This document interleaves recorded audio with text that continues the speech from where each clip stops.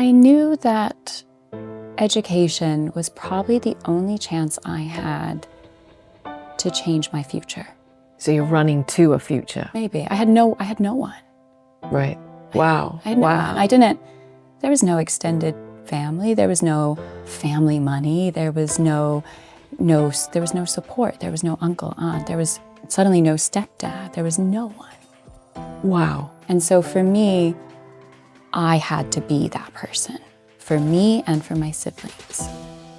So you can't stop. Right. You can't stop. So how then did you cope with that? And when you're trying to achieve all of this with an eating disorder, which is debilitating.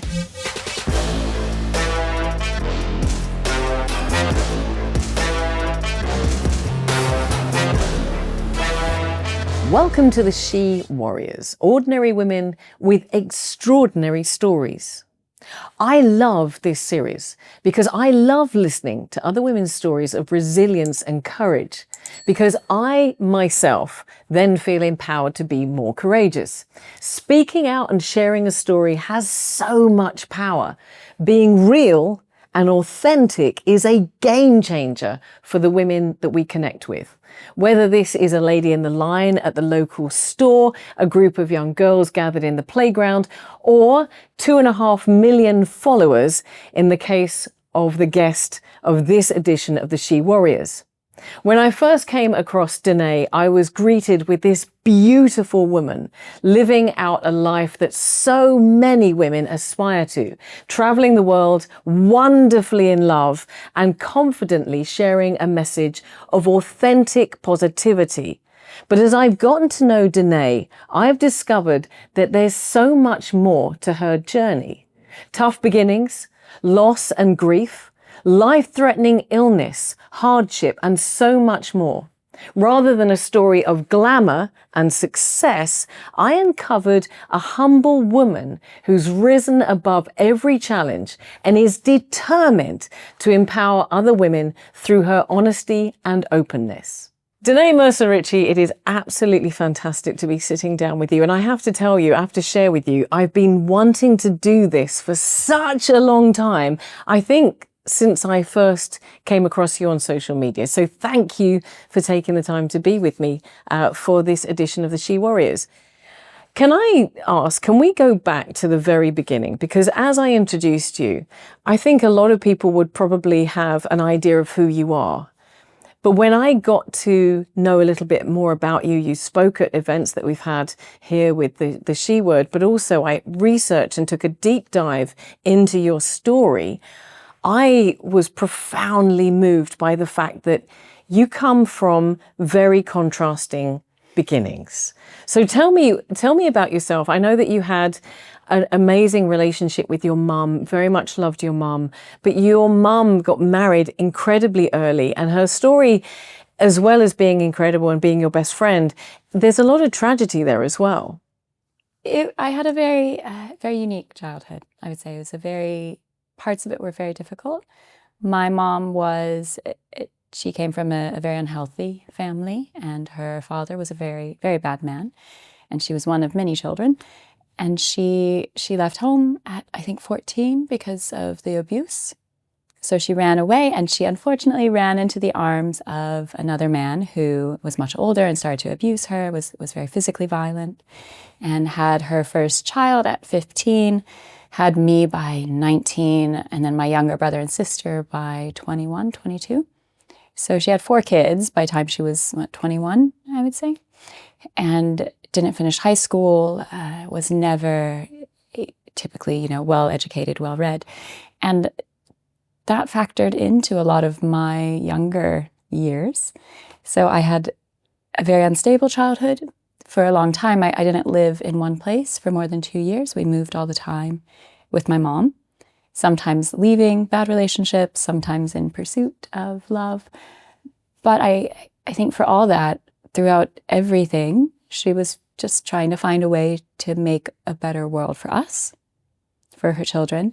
She worked a lot, So I remember being like 8 years old and watching my siblings, babysitting my siblings at 8. Right. I remember I must have even been younger when it started, probably 5 or 6, maybe 6 or 7, because I had a jar where she would give me like a quarter after she came home from work all day, and I'd put it in the jar.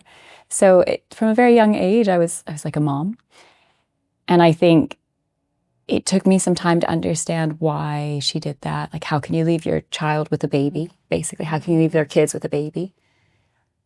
But she was working. She was trying to make sure we had food. She was trying to make sure we never felt hungry like she did. It shaped me very young. I saw a very strong woman who didn't have a traditional education background, but fighting for something different. She stressed education very young. So school has always been important to me, really important to me. I was very nerdy growing up, but I think a lot of that was from her. She wasn't educated, but she always stressed the power of education. I'd come home from school and she would have me do more homework. I would write book reports on books I was reading for fun. She would get me books from the library and be like, advanced books that a 10-year-old wouldn't normally be reading. They were adult books. And she'd have me read them and write book reports, or we'd play being journalists. She'd like find a picture and she'd be like, okay, write a story about this. So from a very young age, she was doing more for me in a way than school was, shaping me more. That's remarkable. Yeah, there's so much there. Yeah, and I'd love to hear more about her, because what you've described is generational trauma. Mm.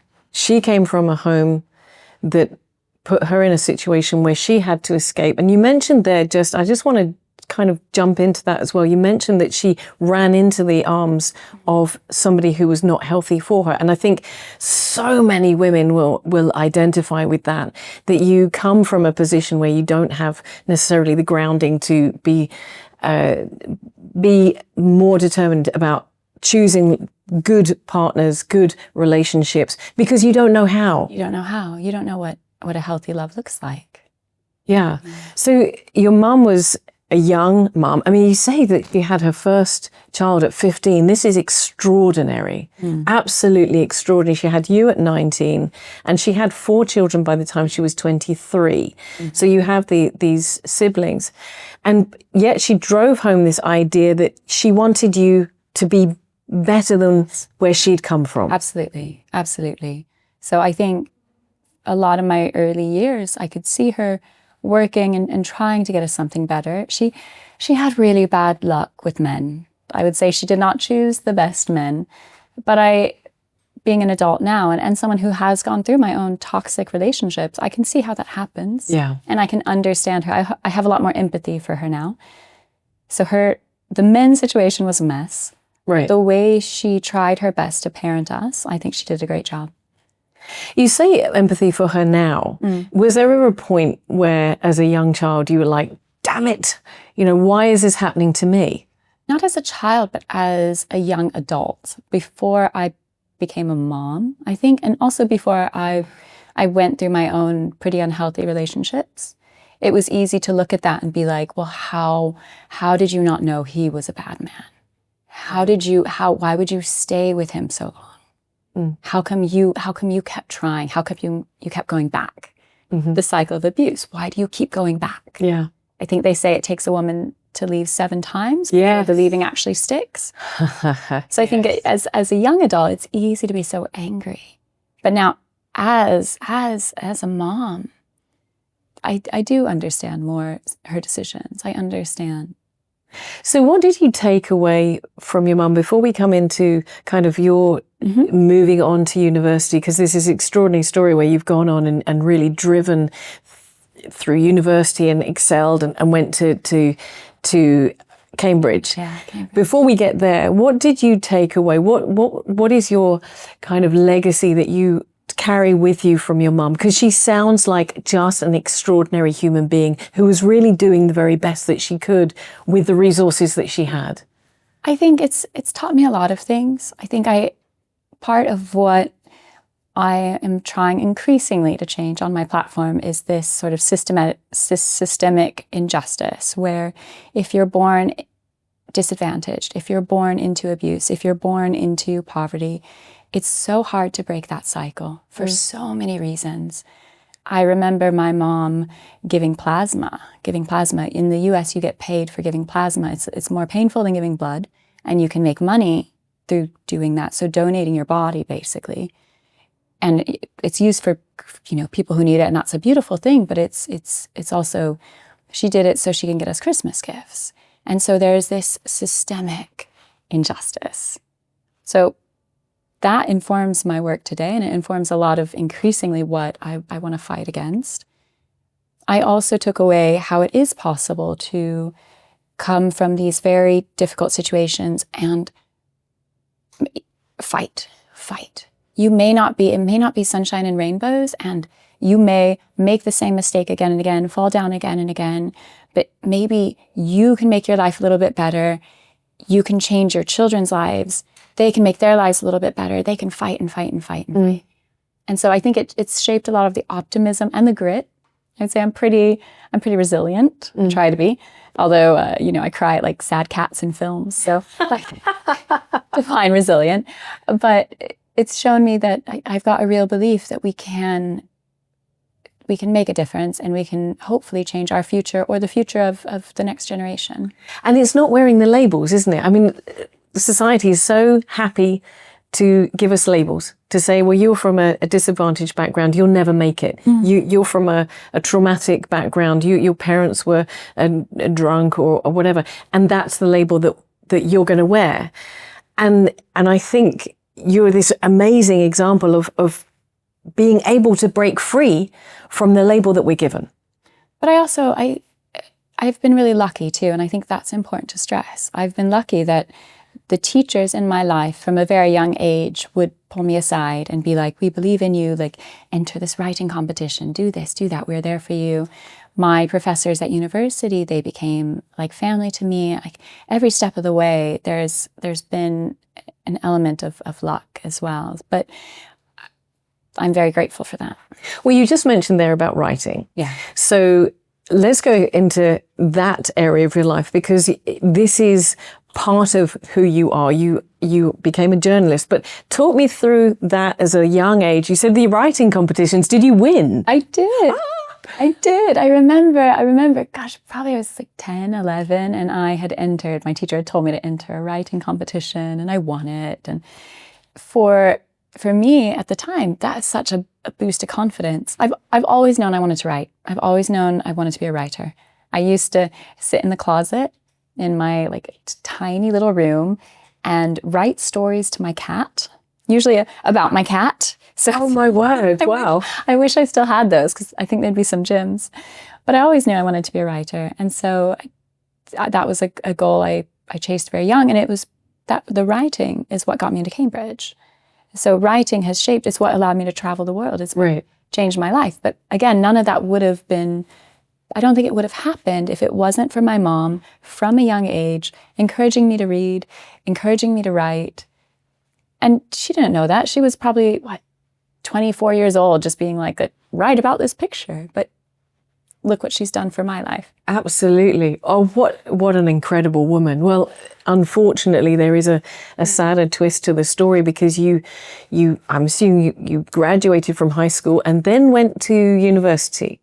Yes, high school and then university. But we were living in Nevada when I was 13. So she was with one of my last stepdads, penultimate is the word, I guess, the one before the last, for 5 years. And he was a really awful man. And it finally escalated. I mentioned this yesterday, which is probably what's informed all this. Yes. It escalated with him like pulling a gun on her, and she like was in the living room, and she stayed and had us, like she was like getting us to go. And so we had to like jump out the window and run up the street, and then she escaped. Anyway, she ended up in jail. It was a whole thing. Oh my goodness. It was a whole thing. Lord. But that night we drove from Nevada to Nebraska. Okay. And which is how far roughly? It was, we were driving for days, but kind of sleeping in, it was a truck, I think, with a back seat. So we had put some stuff in the back seat of the truck, and we were driving for days, and we would stop at gas stations, not at hotels. And she had found a man who was a very good man, who loved her very much, in Nebraska. And so that's why we were driving there. And so we drove there, and just to go back, she'd obviously told the guy before Yes. that she was leaving, and he pulled a gun. Yes. Holy and you were 13. Yeah, I would have been 13, yeah. Wow. Okay. Yeah. Questions from that, but let's continue with the story. Well, so this man, the ultimate stepdad, the last one, was a very good man, very gentle man, and loved her very much. Unfortunately, within about a week of us getting there, she started coughing up blood, which is like, this is for me is, I'm smiling because I don't want to cry, but this is like where the tragedy is, because, this woman had fought her whole life for stability, for love, finally had found it, and suddenly her body gave up. And she didn't know it at the time, but she was sick with the illness that 6 years later would kill her. So those 6 last years, she was very, very sick and in and out of hospitals and increasingly ill, and died on the operating table once. They had to resuscitate her, and she lost part of her lung and was often on an oxygen machine and was unable to do many things. Very young, she died at 39. So it was really unfortunate. There's a real sadness there, and that definitely impacted the last 6 years of my life with her, because that was my high school and then my university. So my undergrad, during the first year of my undergrad, that was the last year of her life. She got increasingly ill. We were very close, my mother and I, very, very close. I think because I wasn't the oldest, but I was like the most mature, if that makes sense. So I was always the mom. I was the stand-in mom, and my mom and I were very close, because I think she viewed me as more of a friend. And then she passed away. She was sick, increasingly sick, and passed away. And then my stepdad kicked us all out of the house, and it was this whole other thing. So it was a real mess. It was a bad time. Yes. I mean, my first question, I guess, is it? Yeah, right. Because I'm thinking to myself, that is a hell of a lot for a child to teenage years to go through. What was the impact on you? And we've seen, obviously, your mum was doing the best that she could. She was your best friend. But what was the impact on you? We've talked about, in the show before, we talked about fight or flight and being in that sort of response state all the time. And I'm just listening to what you're saying, and I'm thinking, I mean, good grief. I know it's a lot. I'm sorry. Right. No, but what were you in? What sort of state were you in as a teenager? What were the characteristics that you can identify now that were from that constant trauma? And what did that look like in you? At the time, I didn't know any different. Right. If that makes sense. Yeah. It wasn't strange, because I didn't know another world. I didn't know another way of living. That was how I lived. That was my existence. Now if our child's sick, toddlers get sick all the time. They're little germ monsters. I can get very, very switched. I'm switched onto the child, but I become like a machine. I get very calm, very emotionless, and I get done what needs to be done. And I have no patience for anyone who cannot also operate in that way. I was talking to my husband, because whenever my daughter gets sick, and toddlers get sick a lot, whenever she gets sick, I kind of switch off and become very, not militaristic, but I get the job done. And that's not necessarily healthy. I don't know if that's healthy. But it makes sense, and it's something I was thinking about the other day, because as a teen, my mom was sick so often that I remember her passing out and having to call the hospital, but also taking care of her and doing what needs to be done when you're on the line with 911, or being in the hospital and having to be her advocate, because hospitals get very busy and you have to, but you kind of switch off the emotion during those times. I don't know if that's necessarily how you should exist in a healthy, safe environment where you're not alone. So where my husband and I both are trying to help a toddler who has a flu, those are two very different things. So I do think it's impacted me, the trauma. And it's definitely impacted my relationship with men, especially at a very early age. And even how I handle hospitals, how I trust, all sorts of different things. Of course.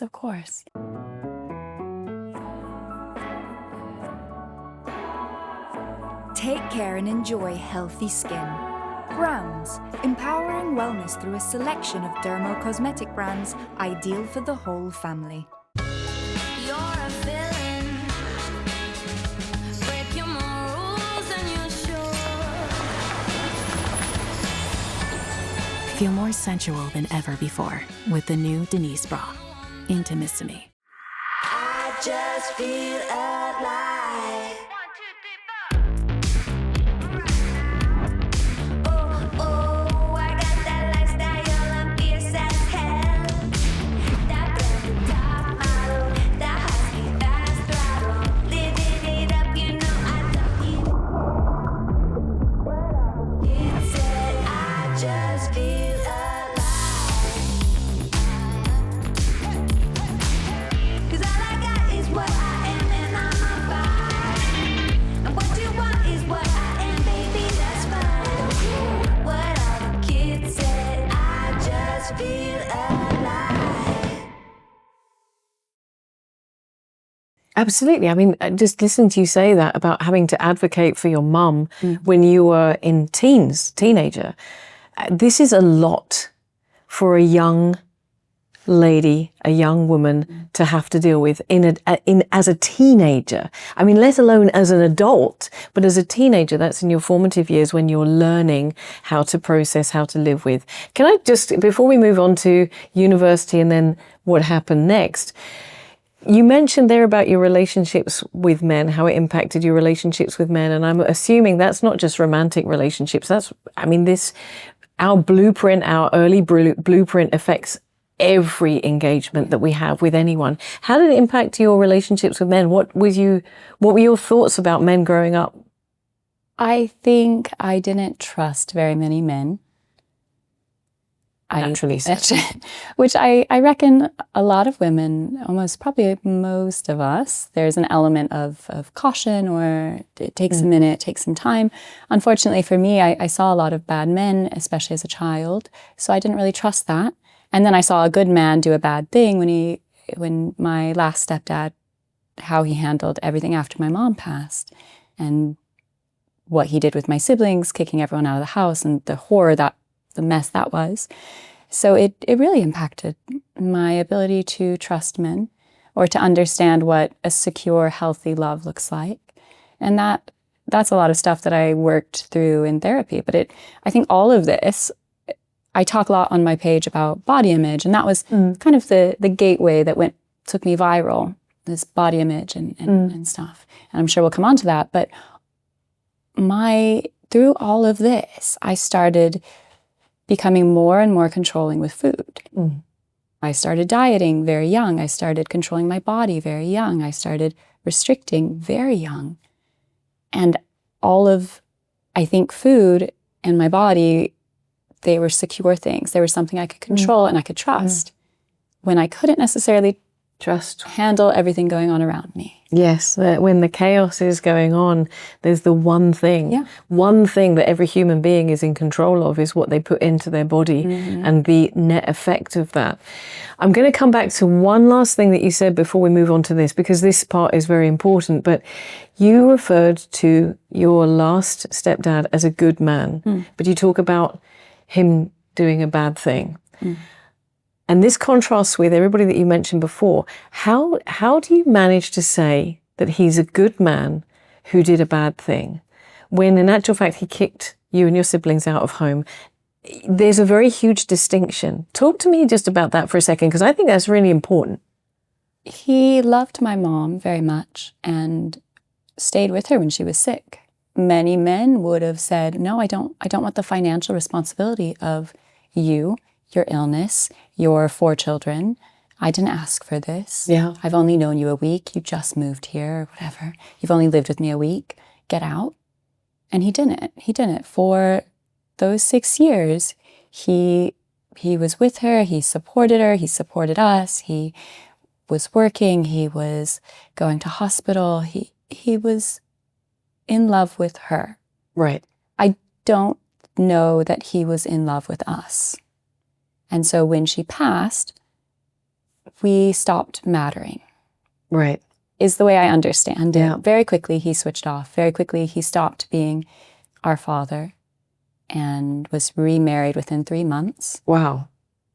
It was hardest on my little sister, who was, 15, 16 at the time my mom died. She was still living in the house. This was the only real father she had ever known. And suddenly he was saying, you can't live here. You can't be with us. So he was a good man, and I can understand why he did what he did. But I would say he did a bad thing. I can't. It just was such an interesting distinction between being a bad man and being a good man who did a bad thing. Because again, of course, grief and the trauma of losing someone who you clearly love and everything that goes with that it also affects your judgment and the judgments that you make. And I was just very interested in that. So bearing in mind that you've gone through this, you're going into university, you wanting to continue studies, you're striving to be a journalist, you've just lost your mum, you've lost your home. And we talked then about this whole idea of eating disorders. But the eating disorders, as you just mentioned, they didn't start at university. They started way, way back when you're trying to grapple with being in control of what's happening to you. Talk to me through that, because this is so powerful, and I think so many of us can identify. I think my relationship with food, it started to get a bit funny as I hit puberty, as I hit teenage years, it is the biggest risk factor, actually, puberty, and I want to say menopause. Those are the two biggest times where people start doing very strange stuff with women start doing strange stuff with food in their body, because your hormones are going crazy and your body is changing. Yes. So I started dieting around the time of puberty, but that's also when we made this huge life shift from Nevada to Nebraska. Right. One dad to another. All these things were changing. I remember buying Slim Fast shakes, and as a teenager, a lanky teenager, like I come from a family of lanky creatures. We're built like trees. But I remember buying Slim Fast shakes, convinced that my thighs were too big, that my body was the wrong shape, the wrong size. Then I did South Banks and Atkins diets and all these ridiculous things. I took pills that made you poop out the fat that you ate. It was disgusting, but it was popular at the time. And you were how old? The pills, I would have been 16, 17. Okay. So it all started. Throughout that time, it all started very young. When my mom passed, my world, it started to fall apart.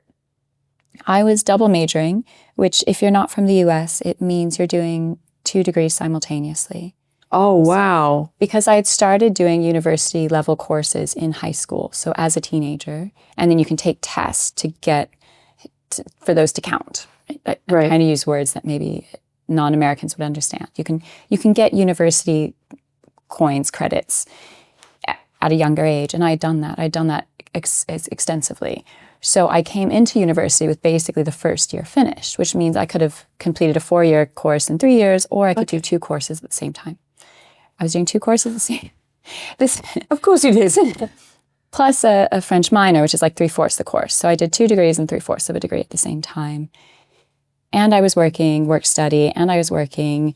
I did internships at the U.S. Strategic Command and I was in a research group. I was in different committees and councils, and it's like that classic overachiever. I just What was driving you? What were you? Why didn't I stop? What was driving you to do so much, or what? Because immediately I'm thinking to myself, well, and I'm recognizing, and I'm recognizing when we as women, me, myself, I said, okay, my basket is full, but you know what? I need to do more. And usually it's because I'm running from something or I'm running to something. I knew that education was probably the only chance I had to change my future. So you're running to a future. Maybe. I had no one. Right. Wow. I had no one. There was no extended family. There was no family money. There was no support. There was no uncle, aunt. There was suddenly no stepdad. There was no one. Wow. And so for me, I had to be that person for me and for my siblings. So you can't stop. Right. You can't stop. So how then did you cope with that? And when you're trying to achieve all of this with an eating disorder, which is debilitating. Well, so this is what happened, right? My mom passed. She passed, and my freshman year, for the first time, I had fallen in love with a man, like a guy a year above me.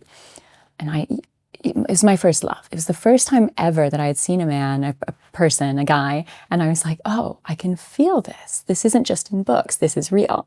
And, your first love is so consuming and powerful and beautiful. Our relationship was very unhealthy. It was a very unhealthy dynamic. It got very unhealthy very quickly. Things escalated to the point that we were breaking up, getting back together, all that stuff. And when my mom passed, it was in the summer holidays between my first and second year at uni.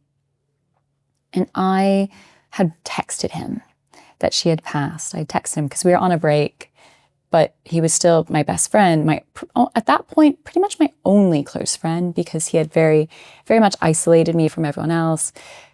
So he was my only friend. And I texted him and I said, oh, my mom, he knew what she meant to me. He knew that we were so close. My mom has passed. And I didn't hear from him for a couple of hours. And then his friend called me, a guy named Andrew.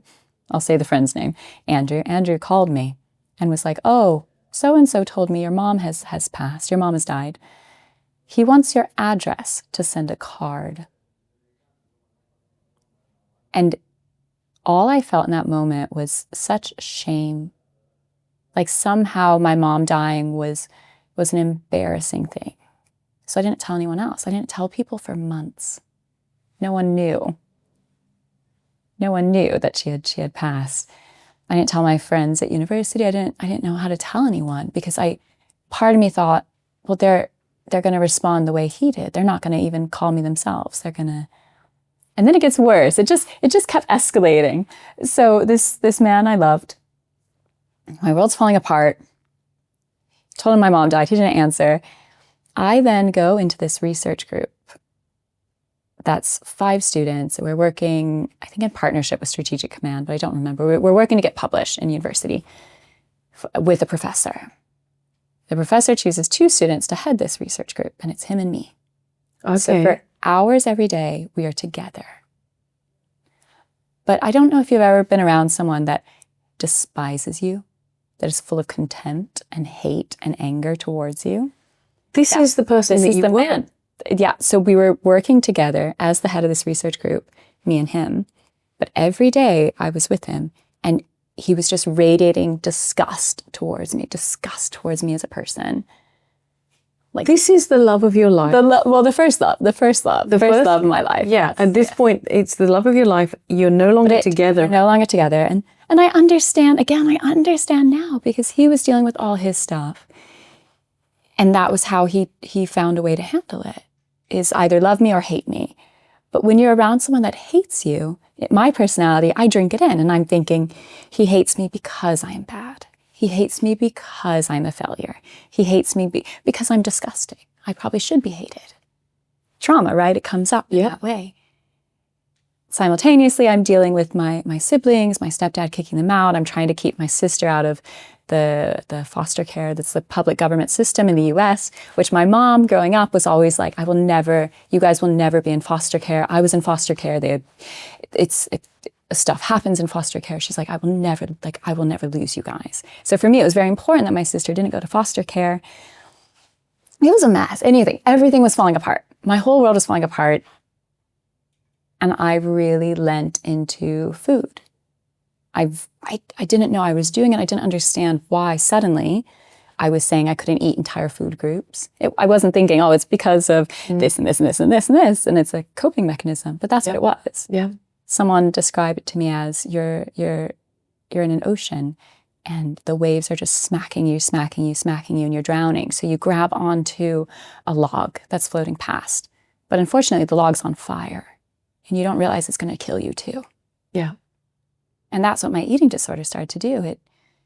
While all this was happening, I kept up that academic level. I kept up that doing all those things. I kept going, but I was not eating anything for an entire day. I was eating celery with hot sauce and saying that's a meal because it's a 0-calorie food. I leaned on social media into Tumblr, where there were really unhealthy pro-eating disorder websites. Wow. Which is now a thing on TikTok. There's a huge issue on TikTok with pro-Anna. They call them pro-Anna websites, pro-Anna, pro-Mia websites. Wow. TikTok communities that are in favor of eating disorders. I leaned into that to normalize what I was doing. To think, well, it's To find your people. It's not so bad, you know? Yeah. Or there's goals. I can do that. I can get there. Yeah. Yeah. I got sick, very sick. My hair started falling out. I was cold. I was dying. I was in pain all the time.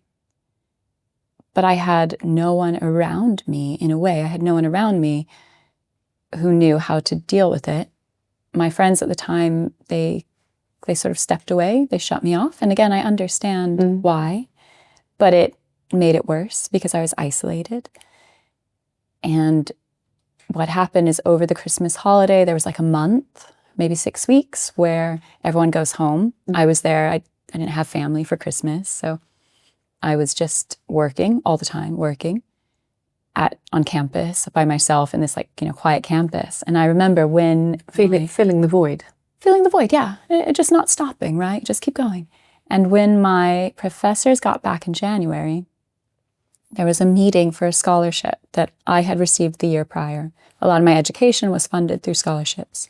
And this was a special scholarship that Creighton University had made to help students apply for larger international scholarships, like the Rhodes, the Gates, mine, the Davies-Jackson. And it meant you were nurtured and mentored, and you learned about interviewing. You learned about how to dress, how to wear a suit. It was a scholarship to help change your life. I had won the scholarship the year prior, so I was in the running again for this year. And I remember going into a meeting room with 6 of these professors, a couple of whom had become very close to me. They hadn't seen me for 6 weeks. And walking into that room and just seeing on their faces this look of horror, of like, oh my God, what has she done? And knowing, in that instant, if I don't fight this, if I don't fight what is happening with me and food and my body, I will lose everything my mom worked so hard for, everything I worked so hard for my entire life. Because I can't do this alone. I have to fight this. Yeah. And after that meeting, some of those professors the staff pulled me aside, and they had this intervention conversation where they said, Danae, we love you, but we're worried about you, and we're going to help you change. We're going to help you get better. I want to just touch on that community that you just mentioned. You mentioned the isolation. And I think it's important for anybody who hasn't experienced eating disorders, who hasn't experienced someone in their lives with eating disorders. I think the assumption is that maybe they're seeking attention, maybe Just they eat a burger. Yeah, exactly. Just go and eat something. And which, of course, is not the answer, because it's not the reason for the problem. And I want to just ask 2 questions there. The first of which is, you mentioned that this had started. You mentioned the Slim Fast shakes, which maybe not everybody knows about. I most certainly know about vanilla flavour. Definitely not the chocolate. But did nobody on your journey along the way, from when you started seeing food and controlling your intake and controlling your weight and your body shape. Was there anybody on your journey before you got to that point who noticed, who pulled you aside and said, hey, listen, what's going on? Or was everybody kind of preoccupied with their own thing? As a teenager, no one really did, because you couldn't see the physical effects of my dieting. I was always quite lanky. I stayed quite lanky. And I feel like every young woman is probably on a diet. Yeah. It's very normal, right? It's normal. Oh, I'm not eating Right. carbs today. I'm just having fruit. It's so normal. And then at university, when I started to go past the point of looking healthy, I was living in a house with basically 5 friends, 6 friends at the time. And they tried to pull me aside and say, hey, we love you. We're worried about you. But I wasn't ready to make that change. I thought I could fix it myself. I thought I was fine. I thought it was just a little diet. I was in control. And then when I didn't sort of change overnight, when I didn't change quickly to what they viewed as fixing myself, that's when they pulled away. And it hurt. It definitely escalated the eating disorder because, again, it was that feeling of shame, of being bad, of being broken, of being alone, of having no one, which is one of the reasons why when people come to me now and they say, my friend has an eating disorder, she's doing weird stuff with food, and how do I help her? How do I help her? It's so complicated, but one of the things, if you're in the position, if it doesn't hurt you, if it doesn't trigger you to stay in that relationship, try to just be there, try to just stay, because they will change. They need to know you. It's so complex, but they need to know they're not alone. And withhold judgment. I think I think it's very easy to pass judgment on a young woman who appears to be fixated with food and diet and so on, and say, well, eat a burger, or you're trying to be something that you can't ever be, and so on and so forth. And it's withholding judgment and not passing judgment, because eating disorders are not just about the food. There's a much deeper. You mentioned this 6 weeks that you were there over Christmas. I actually can't. I can't imagine what that period must have been like for you. You've lost your mum, your best friend. You're at university. You've had this awful experience with the first love of your life. And you're on your own over the Christmas period and diving into work. And of course, for me, I'm thinking, yeah, of course you want to grab control. You want control wherever you can. And also, I guess it's a question, was there an element of punishing yourself because of the situation that you found yourself in? I'm going to deprive myself of what is normal and natural because I find myself here. I don't think it was punishment for me. I think it was feeling like I was doing something right, like I was really good at it. Right. I was really good. Yeah. And so when I was feeling all this shame and pain and loneliness, such loneliness, okay, maybe I'm by myself, but I've got this online community. Oh, wow. And I'm really good at this thing. Yeah. But it's awful, because who wants to be good at essentially starving yourself? Yeah. But it gave me that feeling, that it gave me that good feeling. Yeah. You're a villain. Breaking more rules than you should. Feel more sensual than ever before with the new Denise bra. Intimissimi. I just feel alive.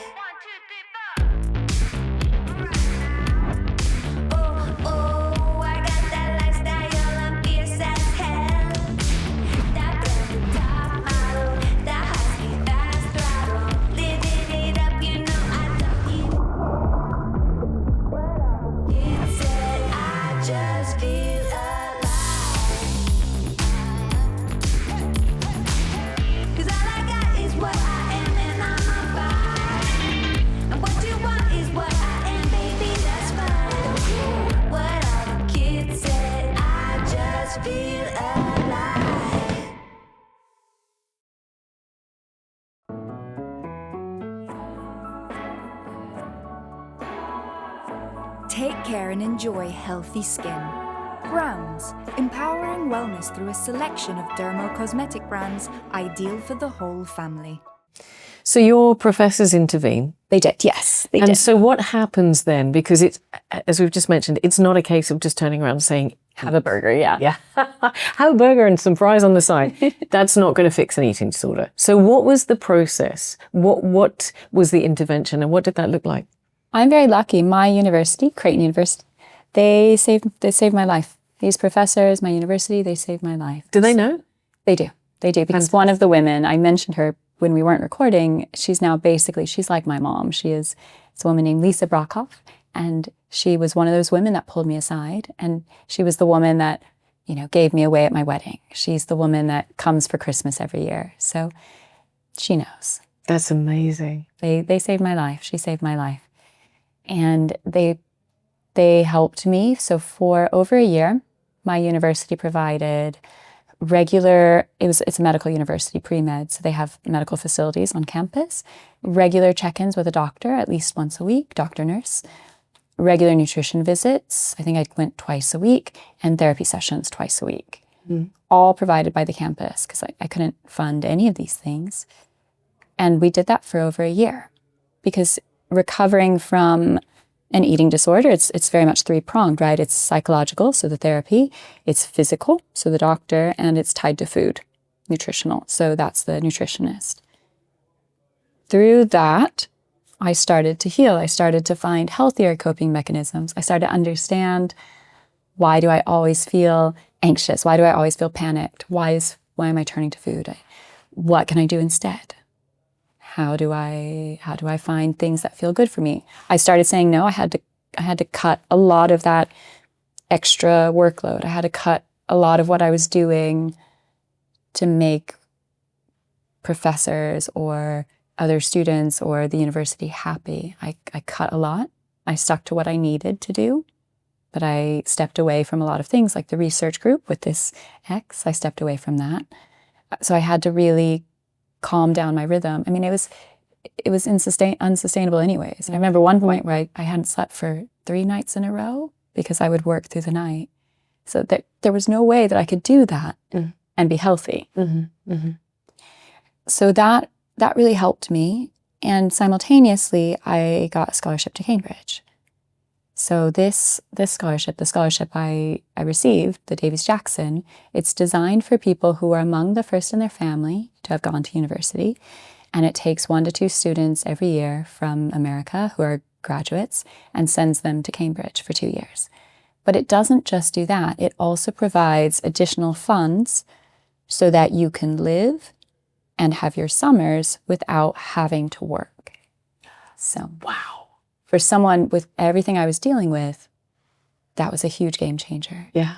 And also it took me out of a situation where my sister was older at the time. She wanted to move to California. So I wasn't responsible for my siblings. I wasn't responsible for my mom. I wasn't going to the hospital multiple times a week. It took me out of this world and plopped me down in like a Hogwarts fairy tale. So these two things, my university stepping in and the scholarship to Cambridge, changed my life and helped me heal. Yeah. And being in somewhere that you know nothing about and nothing is familiar and nobody knows you and you can start again. And you can start again. And you're not, it was the first time in my life I made a real group of friends where I felt I could be vulnerable, where they were vulnerable with me, where it was the first time where I could slow down, I could do stupid stuff. I could just be a kid. I could go I started doing pentathlon at Cambridge. That helped change my relationship also with my body because pentathlon is swimming, fencing, shooting, running, and jumping. It is the weirdest sport you can imagine. But I wanted to do something really weird, right? I was like, I want to try something different. It showed me how incredible feeling strong could be. It showed me these Amazonian women who ate and loved their bodies, but worked hard and trained, and they could run fast and they could jump fast. And isn't that cool? So that helped me change how I view food, how I view my body, the power of sport, the power of feeling good. And it changed my life. It let me be a student. It let me just be normal. Be normal. Be normal. And of course, Cambridge is a beautiful place as well. Oh, it was incredible. I wholeheartedly approve of Cambridge. It was great. It was like a fairy tale. And the whole, that whole scholarship, one day I want to find a way to give back, because it changes the lives of, but that's the whole point. That's, the founder had a very similar story to, not like mine, but disadvantaged, hard time. Someone trusted and believed in him and saw something in him. And he was a strong writer, and this person changed his life. So it's a very similar story, and now he tries to do that for 1 to 2 students every year. That's amazing. So then you find yourself at Cambridge. You have this new beginning, a new start, a fresh page in terms of writing and journalism. See what I did there? Yeah, there you go. Thank you so much. And so where does that take you next? Where do you decide to go from there? I was at Cambridge for 2 years and loved it, fell in love with the UK I liked, but it was more my friend group. So I mentioned this was the first time I had a friend group that I finally understood maybe why people had close friends. I finally understood what it felt like to have a community. Wow. And you were how old at this point? I would have been 21, 22, 23. Good grief. Right. Okay. Finally understood what it felt like to maybe not be by yourself, to not be taking care of other people, but to have a community. So I really wanted to stay in the UK. So I started working in PR for a lovely company. I worked there for 3 years. Around my PR job, I was writing as a journalist and increasingly wanted to become a journalist full time. The difficulty is in the UK, journalist, you don't get sponsorship. So you don't get visa sponsorship as a journalist. Okay. So I went to Dubai to be the editor of a luxury travel magazine, which again was another huge, huge life change, but really exciting and incredible. And that, I guess, started my career as a journalist and as a health and travel journalist, and my career in the Middle East, because I was there for many years. Do you want me to talk you through that? Or? Absolutely. Tell me about, whilst you're there, I just want to come back to this idea of the eating disorders. And I just want to recap on this, because what I do know of eating disorders is that it is an echo, and that in times of change or challenge or trauma, it is our go-to place. Did you ever find that it was coming back into your life? Do you ever find that maybe you kind of get up one day and say, I'm going to restrict this food group today, or I'm going to do without that meal today, or whatever? Did it ever come back to you? They do say once you have an eating disorder, because it is a coping mechanism that your brain goes towards, it's very hard to stop it entirely. So I think there is always that little thing. And I feel like an alcoholic in a way. An alcoholic, they always know that even when they're recovered, there's still that little thing, right? It's that little bad friend that just kind of sits in our brain. Because it's also great comfort, because as you mentioned, it's the control. It's the control. When anything gets out of control, it's your go-to. If you haven't managed to move on from it, it is a go-to. It's my little bit of control. And it's a control that is rewarded in a way that I really feed off of, right? I feed off of that approval. I feed off of feeling like I'm not alone, like I'm doing something right, like I'm okay, I'm not shameful, it's not bad. Yeah. And society rewards thinness, even when it's not healthy. Yes. And so that's one of the reasons I do think eating disorders can be especially anorexia, can be very, very dangerous. For me, I've been mostly lucky. I think the tools that therapy and sport, those two together, gave me have really helped me manage, even in difficult times, in times of transition. I did struggle a bit when I was in a really unhealthy relationship. So this is the one that happened in my late 20s. Okay. And I, again, a man I love very much, who, again, started to make me feel bad and started to say things about my body and say things about my mind and say things about me that I started to internalize. So again, it's that pattern of, okay, well, maybe he's right. Maybe I am, maybe my thighs are fat. Maybe my body is a bit gross. Maybe if I'm prettier, if I try harder, if I'm sweeter, if I'm more sparkly, we won't fight. Maybe he'll love me more and it'll be okay. So it became that very unhealthy dynamic that you don't recognize it at the time. You're so caught up in the ocean. You're being smacked by these waves. And so I did start to do strange stuff with food again. Right. And I got thin again. I got very thin again. But I didn't recognize. And he unfortunately, he liked that thin. So again, it's that societal reward. He liked me really skinny. So I want to make him happy. I want him to like me more. I want to not fight. I want to be in love. And I didn't put all these things together until I left the relationship. But you have to, I'm always aware that it's there. And now in times, like difficult times, like my son got sick, he was in the hospital for a bit. I make a real effort to make sure I'm eating in a balanced way. And my husband he's beautiful. If he knows I'm stressed, if he knows I'm running around, he lovingly will make sure. Because I think you always have to watch for that, in a way. It's really interesting as I was listening to you using this analogy of waves and being smacked around. And as you were saying that, I was thinking about anchoring. Because if we're in an ocean and we don't have a strong anchor, those waves, when they come and they smack us around, they can make us drift. They can push us in directions that we didn't intend to go to. And so in all of your story, I'm going to keep coming back and saying, where was your anchor and where is your anchor now? So you've gone to Dubai. We're going to move on to Dubai. You're in Dubai. You're in the Middle East. You experience this incredible culture. Again, so different to where you've come from. And I know that this has been commented on, that you're in this incredible luxury, and I think a lot of people may have assumed that this is where you came from. And was there a contrast? How did you manage that? Where was your anchoring?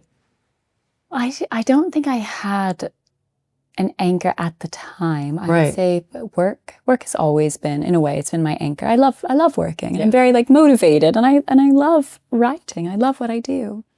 So if anything, at the time, that was my anchor, is work, to try to do the best I could, to do the best job. But it did show me a very different world.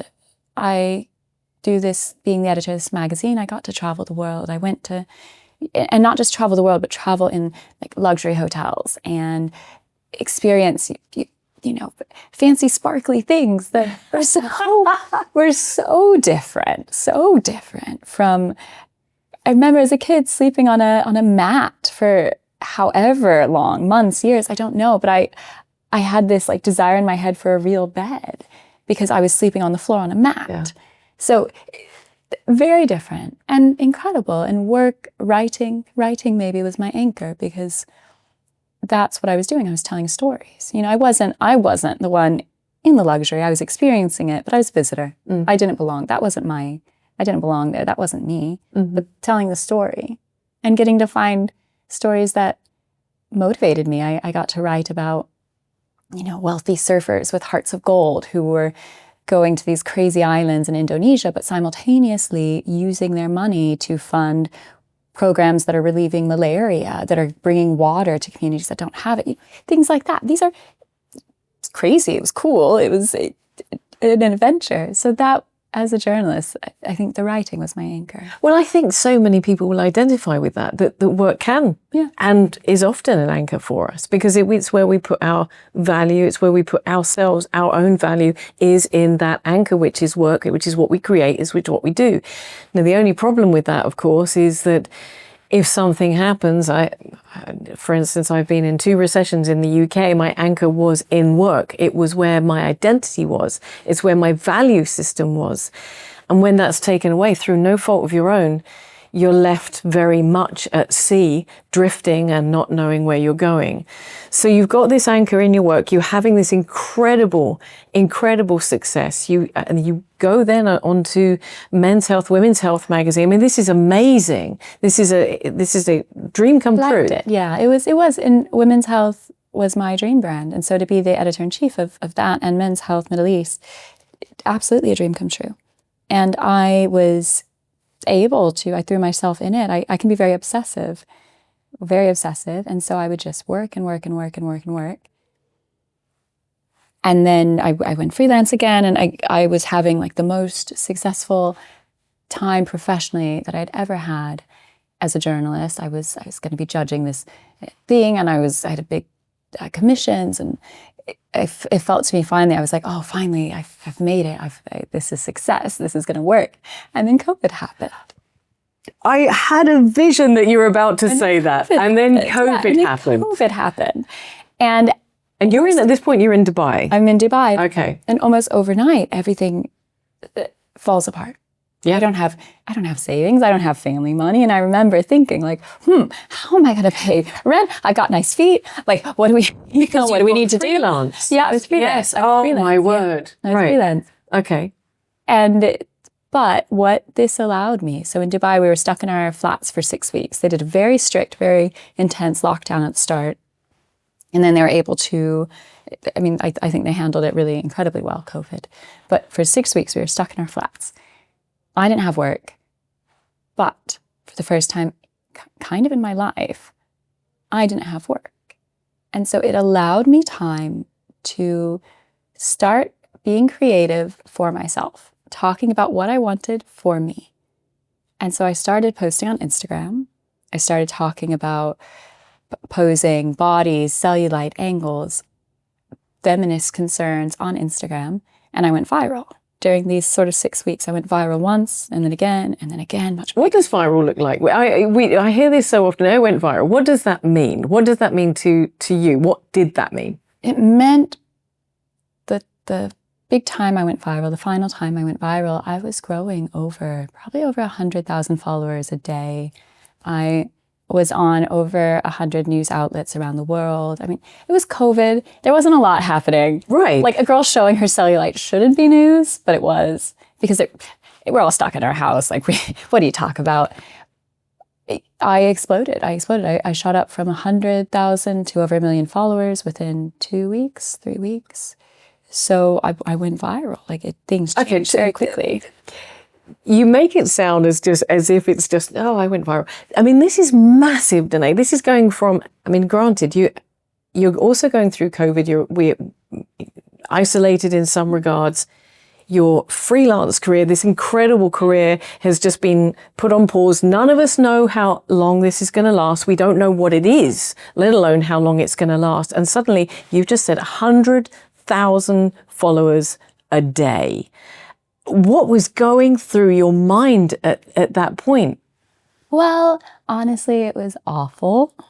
It was pretty awful. Yeah. Because?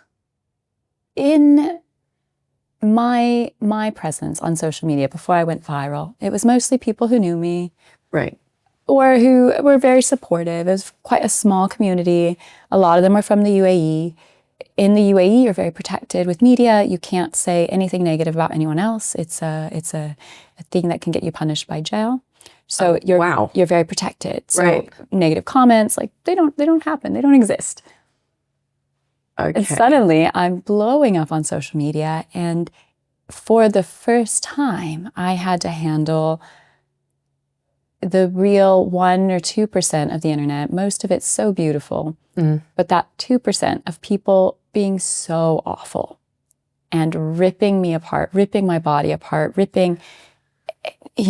saying my body is bad, I am bad, but using the most foul language and the most, and also having to deal with mean girl culture on the internet. I felt like I was back in high school. It was a whole thing of mean girl culture, of people from the community being like, Danae needs to sit down and shut up. And I felt like I was being bullied. And I remember I would go to bed crying most of those nights. And it really messed with my brain because you're by yourself, you're super isolated. Again, all these risk factors, right? Yeah, The trigger high risk factors. And it starts messing with my brain where I start to think, maybe I am bad. Maybe I should shut up. Maybe they are right. Maybe I don't deserve to speak. Maybe.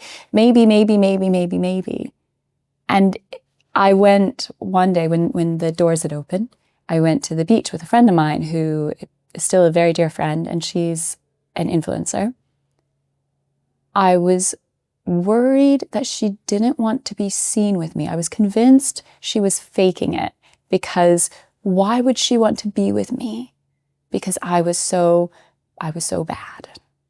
Oh my word. And it's one of the reasons why now I talk a lot about online bullying, because that was me as a 33-year-old adult. That was me as a grown woman who had navigated all this stuff, who had a professional career, who was in charge of teams, who had traveled the world, all these things. And still, online bullying at that point was able to start to make me question myself and question my right to speak, my right to show up as I am. So going viral, it was a very steep learning curve of understanding how to handle that. Like we're not wired to handle so much negative feedback. It didn't stop you. It almost did. Okay. Wow. It almost did, yeah. Wow. Almost, Okay. It almost stopped. It was that close. It was that close, but I would listen to Taylor Swift's Reputation, which is a great soundtrack. If you ever need someone to give you spicy energy, I would listen to like musical songs about overcoming hardship, and I would try to find ways to remind myself that each and every one of us deserves to show up. Each and every one of us has a valid story. Absolutely. We all have valid bodies. We all have valid experiences. And that what I really kept clinging to is this thought that if I sit down, shut up, and look pretty, and that's what they wanted, sit down, shut up, be quiet, be pretty, then the bullies would win. They would win. And I couldn't. I refused to create a world where the bullies win. Yeah. So I kept going. Did you ever ask your friend who's the influencer? Did you ever tell her? No, gosh, I didn't actually. She's one of my best friends. She would think it was crazy. But I know now that I'm not in that fog of learning how to handle the internet. She would just be like, Danae, what are you on about? That's silly. I just feel alive. 1, 2, 3, 4. Oh, I got that lifestyle, I'm fierce as hell. That brand new top model, that husky fast throttle. Living it up, you know I love it. It said I just feel alive. 'Cause all I got is what I am, and I'm on fire. And what you want is what I am, baby, that's fine. What all the kids said, I just feel alive.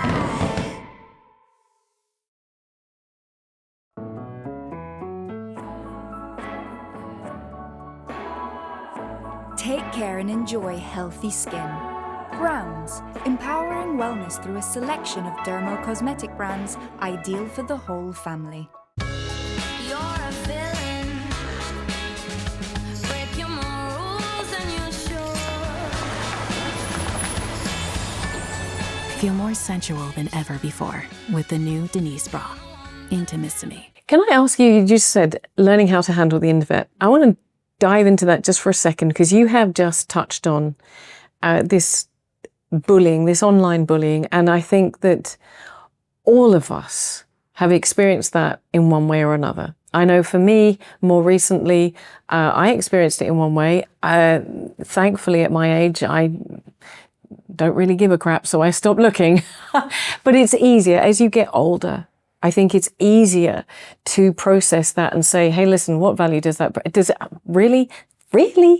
But for young women and men, but for young women particularly who use social media more than anybody else, so that demographic where we are most vulnerable between 15 and 28, where these social media platforms are absolutely targeting young women, they're going to be experiencing, I talk to friends of mine who are influencers and content creators, and they will experience abuse and bullying for the most innocent content.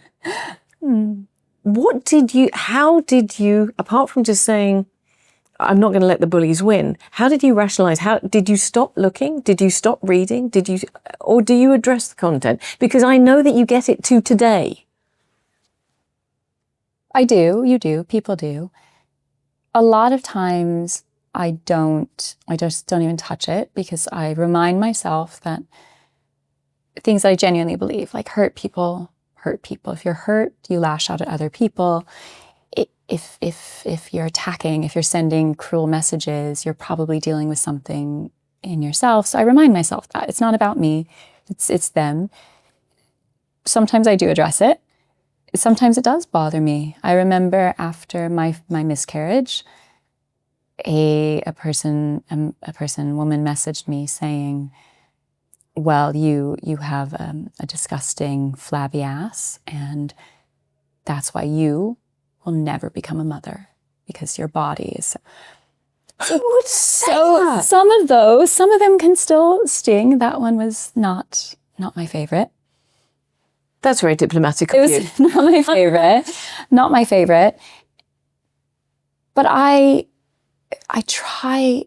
learned now over 5 years, I've learned how to remove myself from that, how to distance myself, how to remind myself that, first off, these people don't know me. Second, it's their thing. And third, put down my phone. Be with my anchor, who's my husband. Be with my family. Like, I don't have to play this game. This isn't the energy I want to give, and I don't want to receive it. And so I will not. I will not. Yeah. I listen to this influencer. I have a lot of respect for like some of the younger generation, because they're so intelligent and they're so spicy, right? They're so spicy. And there's this one influencer, she's probably 20, 21, named Spencer Barbosa. And she's a self-love, real sassy, confident influencer. And she was talking the other day about, okay, if I came into your workplace and every day I was going, you're a stupid, disgusting pig. You're shameful. You're horrible. Shut up, shut up, shut up. I would be kicked out of your workplace. You would remove me from your workplace. Well, if you come on my platform and that is your behavior, I'm within every right to block you, to say, no, this is my place of work. No. Yeah. No. Yeah. So things like that, I'm like, okay, no, we're not playing. No. But it is something, it's interesting you mentioned teens. I've started going into schools, and it's a real passion project of mine. I went into a school recently with about 200 girls, 11 to 14 years old.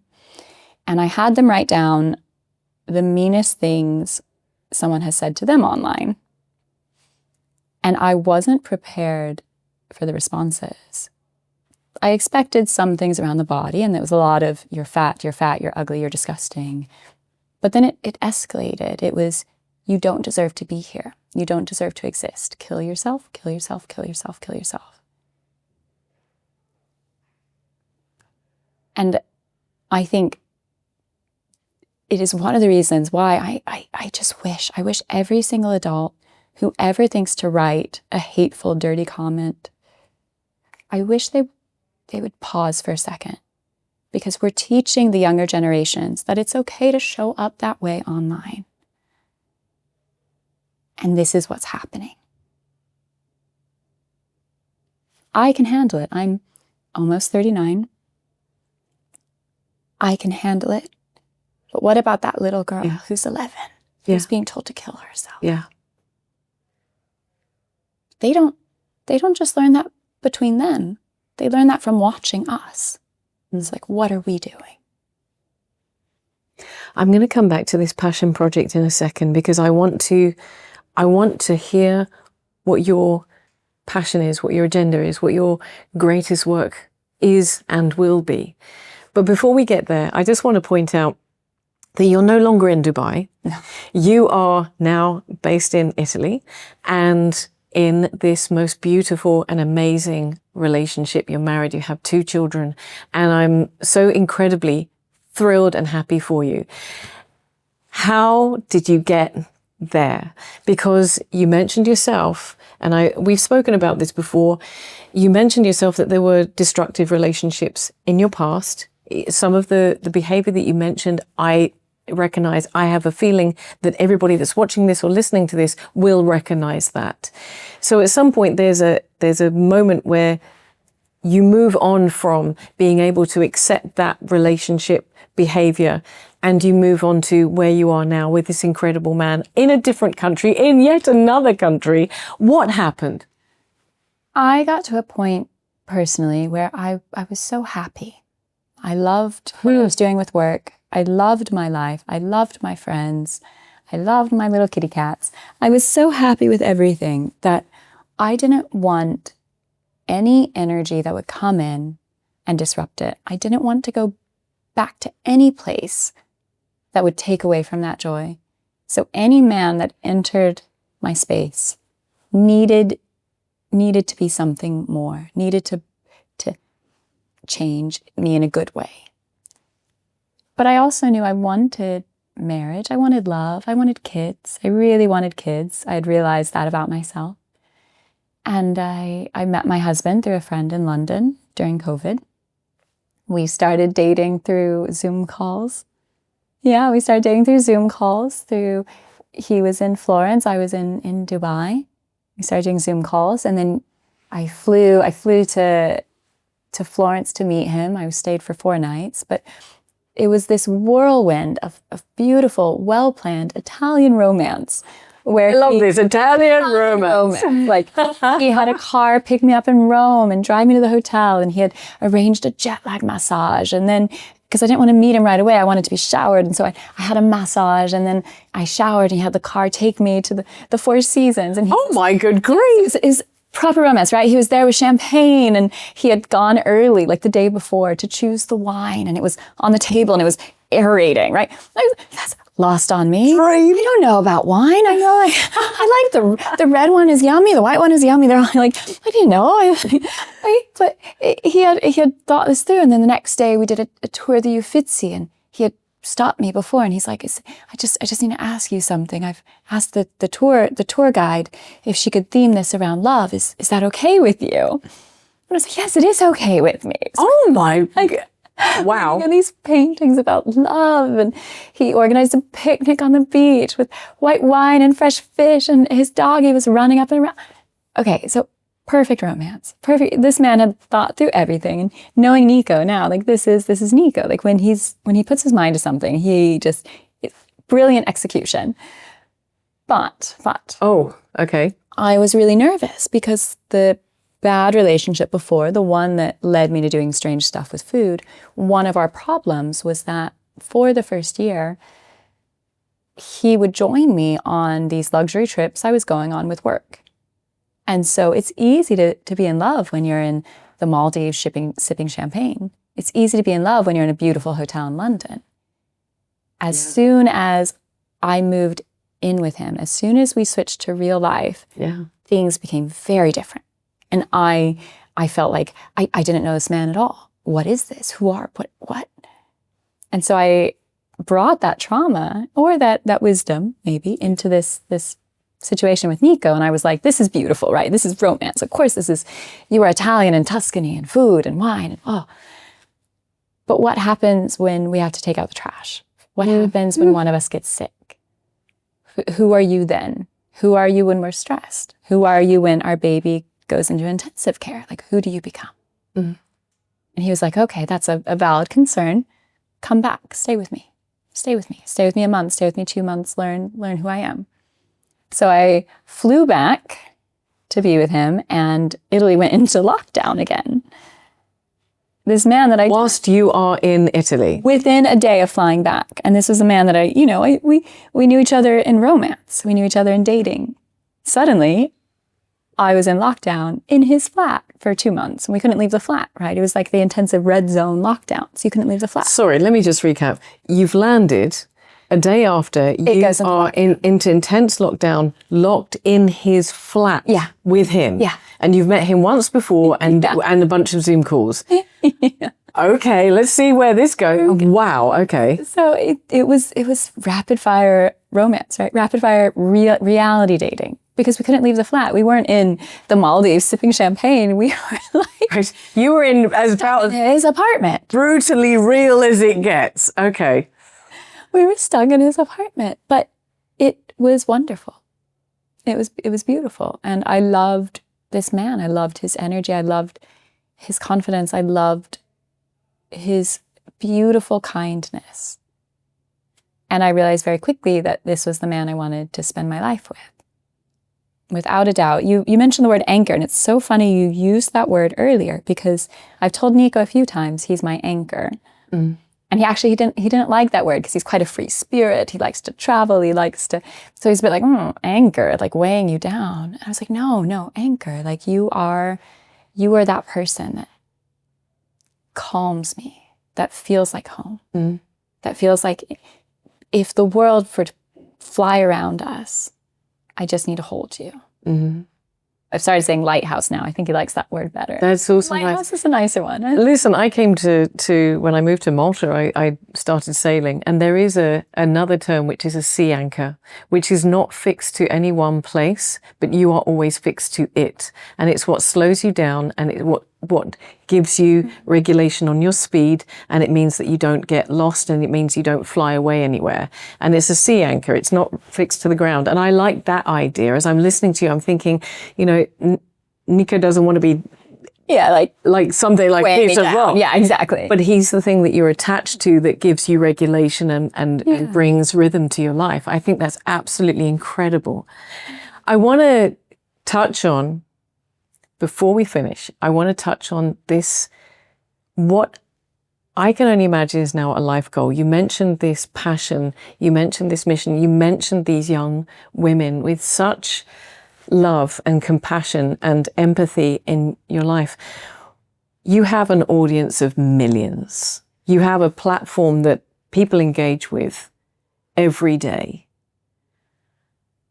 How do you decide what it is that you're going to say? How do you decide what it is that is valuable for someone else to hear? Or do you just say, actually, I just want to go out and say this? And how does that tie into what your now lifelong mission is? Do you have a lifelong mission? At the moment, I really want to work with students. It matters to me. I think the education thing that really shaped my life. And I think these young girls, these teens, these university students, they are entering a world that is going to be so much harder than we ever imagined when it comes to body image, to mental health, what social media is doing already to their mental health, what AI is doing to body image. Yes. It's their world. I can't imagine what they're going to have to deal with. So I really want to go into schools and just help them understand social media, their body image, to feel a little bit better about themselves, to, my gosh, be kinder to themselves and to each other. That is my passion, is working with students. And it's something I've only recently started, but I knew I wanted to do for over 2 years. But I was busy having these babies and, being a mom. That would be my passion. In terms of deciding what I say online, more and more, I think the world is so heavy right now, and there's so much anger and frustration, a lot of it very valid, and anger certainly has a place. I don't want my page to be that. I want my page and the message I convey to be about being kinder to yourselves, to others, to your body, to what you see, to the way you are, to who you are, to what you feel. That's what I'm trying. And I have to say, succeeding beautifully. Danae Mercer Ricci, this conversation has been everything that I wanted to be. Thank you so much. Well, thank you.